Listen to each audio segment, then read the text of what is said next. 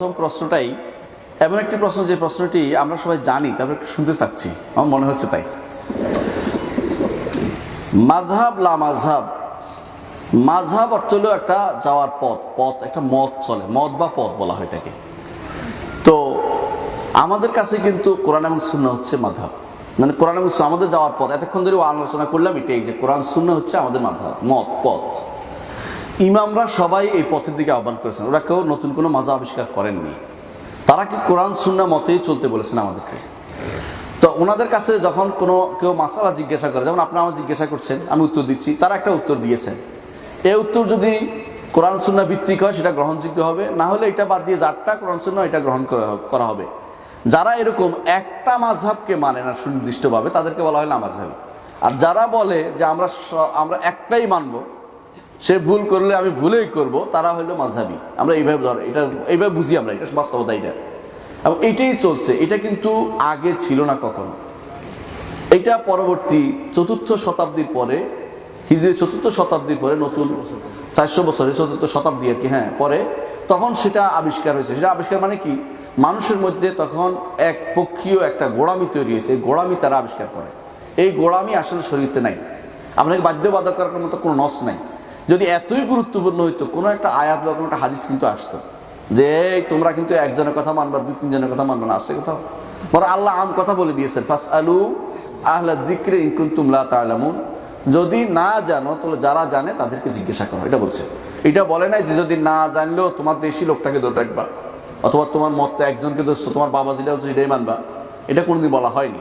সুতরাং মাযহাব যদি আপনি মানেন, মাযহাব সবাই মানে, কিন্তু গোড়া অন্ধ গোড়া কিছু না।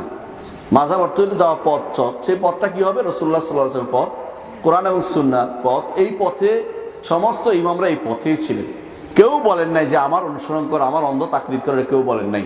অন্ধ তাকলিদটা যারা করে, একজনের অন্ধ তাকলিদ একটা গোষ্ঠীর, তারা কিন্তু এই পথটাই মেনে নিচ্ছে, অর্থাৎ তারা নিষিদ্ধ কাজটাই করতেছে।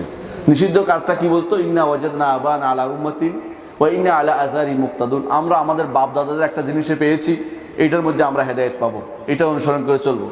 সুতরাং এইটা হচ্ছে মাযহাব ও আমাদের পার্থক্য, বুঝতে পারছেন? একজন বলে থাকে এটা, আমাকে একজন বলতেছে আবু হানিফা রাহমাহুল্লাহর মাযহাব তো একজনের না, অনেকের মিলে।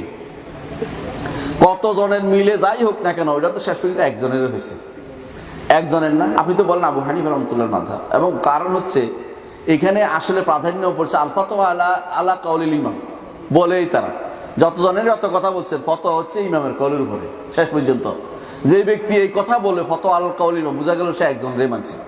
যদি না আবু ইউসুফ মুহাম্মদ বহু মাসআলায় মতভেদ করছে, ওইগুলি কোনো মানার বিষয় না।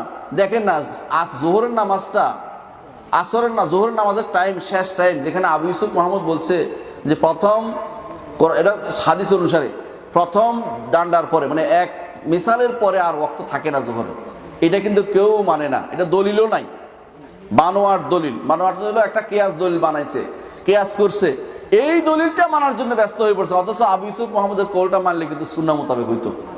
সুন্নাহ মোতাবেক হয় না, যেন না হয় সেই জন্য নতুন নতুন পদ্ধতি আবিষ্কার করা হয়। সুন্নাহ মোতাবেক হওয়া যেটা, এটা গ্রহণ করলে ইমামের মর্যাদা বাড়ে। আর আপনি যদি সুন্নাহ মোতাবেক না চলেন, ইমামের মর্যাদা আপনি কমিয়ে দেন, এটা আমরা করতে চাই না।